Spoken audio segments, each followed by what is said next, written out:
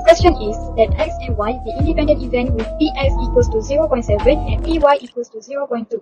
Compute question number 1, PS intersect Y. So the keyword is X and Y are independent events. So what is independent events? Independent events when X not affect with Y, and the general formula is, so when we know which formula to use, we can apply to this question. That means Px times Py equals to 0.7 times 0.2 equals to 0.14. That is the final answer. Question number 2. Px, you name 1. So based on the previous answer, we know that Px intersect Y is not equals with 0. So that means we have to use the non-mutually exclusive formula. What is non-mutually exclusive events? That is when event X and Y happen at the same time. We know from previous answer that Px intersect Y equals to 0.14. That means not equal to 0. So it is non-mutually exclusive events, and we have to use the formula that is Px times Py equals to Px intersect Y, and then we get the answer 0.76. Question number 3. Px prime union Y prime. For this question, we have to apply complementary rules. That means the formula is 1 minus Px intersect Y, and then we get the final answer 0.86.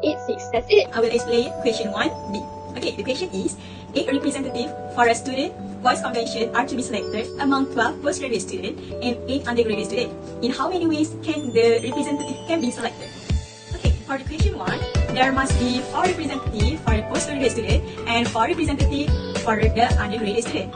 So, to solve this question, we need to choose. Okay, from the 12 postgraduate, we choose 4 people only student, and from the 8 undergraduate student, we choose 4 only.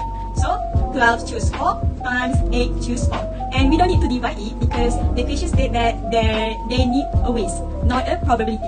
So, the answer is 34,615. Okay, for the question 2, the question is, at most, 1 postgraduate student must be selected as the representative. Okay, at most symbol is less than or equal to. So, there are 12 postgraduate students, so at most we need to choose 1. Okay, to solve this equation, so 12 choose 1 times 8 choose 7. Why we choose 7 for undergraduate? Because the question said that we must select 8 students for the student voice convention. Okay, so plus 12 choose 0 times 8 choose 8. So we don't need to divide it because the question said that they need a ways, not a probability. So the answer is 97. Okay, that's all. Okay, here I'm going to explain about the question 2 in past year paper June 2018. Suraja Mobile sells about 4 brands of smartphone during the year-end sale. 40% of the sales are from brand A, 30% from brand B, 20% for brand C, and 10% for brand D. The respective probabilities of smartphones need to repair during the warranty is 0.10 from brand A, 0.06 for brand B, 0.03 for brand C. Okay, the question asks us to draw a tree diagram to represent the above information. Okay, first of all, we need to make a table to show that what is A, B, C, D, and W. So, what is A? A is representative for brand A, B is for brand B, C for brand C, and D for brand D. W representative with the need to repair during the warranty period, while W prime is representative by not repair during the warranty period. Okay, as the question asks us to make a tree diagram, so we can draw a tree diagram which is for brand A, B, C, and D. Okay, from the question we can know that 0.4 is stand for the probability for brand A, 0.3 is for brand B, 0.2 is for brand C, and 0.1 for brand D. Okay, so each part of the brand we need to separate either the probability need to repair during the warranty period or not. Okay, for brand A, we know that 0.1 is the probability to repair during the warranty period, while 0.9 is the probability not to repair during the warranty period. So how to get the answer is 1 minus 0.9, and we got the probability need to repair during the warranty period is 0.1. Okay, for brand B, the probability for need to repair during the warranty period is 0.09, and not to repair during the warranty period is 0.94. For brand C, the probability need to repair during warranty period is 0.03, and 0.97 is the probability that not to repair during the warranty period. Okay, last but not least, for brand D, 0.01 is the probability that we can need to repair during the warranty period, while 0.99 is the probability that not to repair during the warranty period. Okay, for the second question is, what is the probability that a smartphone bought from Suraja Mobile need to repair during the warranty period? Okay, since the question asks us to know the probability from Suraja Mobile about the probability during the warranty period, so the calculation is we can refer to the tree diagram, which is 0.4 times to 0.10 plus 0.3 times 0.06 plus 0.2 times 0.03 plus 0.10 times 0.01. So the last answer is 0.065. Okay, the last question is, given that a smartphone bought by a customer need to repair during the warranty period, what is the probability is for brand C only? Okay, since the question just asks us to know the probability for just brand C need to repair during the warranty period. Okay, we can refer the tree diagram to know the calculation. So the calculation is P, W and C, which is the probability need to repair during the warranty period, times 2 PC, which is for brand C, divide by PW, which is overall of the probability for brand A, B, C and D. Okay, so 0.03 need to times 0.2 and divide to 0.065. So the last question is 0.09231. Question 3 from January 2018 past quiz. Okay, let's read the question. So suppose that a random variable x has a continuous distribution with the probability density function given by fx. X is more than 0 or less than 1. 2 minus x is more than or equal to 1 or less than 2 and 0 as well. So the first question is A. Construct the cumulative distribution function of x. For question A, since the question asks to give the cumulative distribution function of x, since the question the function given is there are two functions in the given question, so we need to give two functions too.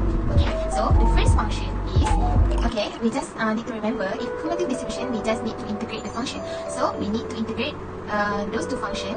First function is fx 0 until 1 t dt plus integrate 1 until x 2 minus t dt. So those two functions we need to plus and then we need to integrate both of them. Okay, so we need to integrate. So we simplify those of two functions and then we got 2x minus x the power of 2 divided by 2 minus 1. So this is the first function of the cumulative distribution function. For the second function we need to integrate x dx. So fx equal to integrate 0 into x dx. So we need to integrate it x the power of 2 divided by 2 0x and then we got x the power of 2 divided by 2. Okay, for the next question, question B, the question asks to calculate p x more than 1 less than 1.8. So for the question B, p x is more than 1 less than 1.8 is equal to f function of x f 1.8 minus f1. So we just put the value in the function. So we got like this and then we simplify and we get 12 over 25 or 0.48. This is the answer for question B. Okay, for question C, we need to find the expected value 2x plus 3. So how to find it? We need to use the formula given. This formula, ax is equal to integrate negative infinity until infinity x times function of x dx. So we need to apply in the function that we get from question A. So we just need to times with x. So become like this. So expected value is how do we want to find the expected value? So we need to do like this. Just need to times with x to find the expected value of x, and then we simplify both of the function. Then we got 1 for the final answer, and then we just need to use this formula to find the value. Expected value 2x plus 3 is equal to 2 times expected value of x plus 3. So we just need to insert the value that we got expected value just now. So we got the final answer is 5. And I will explain to you about the question 5. Question is the cumulative distribution function of a discrete random variable x is as follows. For fx x less than 1, the value is 0. For fx 1 less than equal to x less than 4, the value is 1 over 3. For fx 4 less than equal to x less than 6, the value is 1 over 2. For fx 6 less than equal to x less than 10, the value is 5 over 6. For fx more than equal to x more than equal to 10, the value is 1. Question A, it asks to find probability for p 2 less than x less than equal to 6 and p x equal to 4. For p 2 less than x less than equal to 6, we have to do first thing first as f6 minus f2. So we got 5 over 6 minus 1 over 3, and the answer is 1 over 2.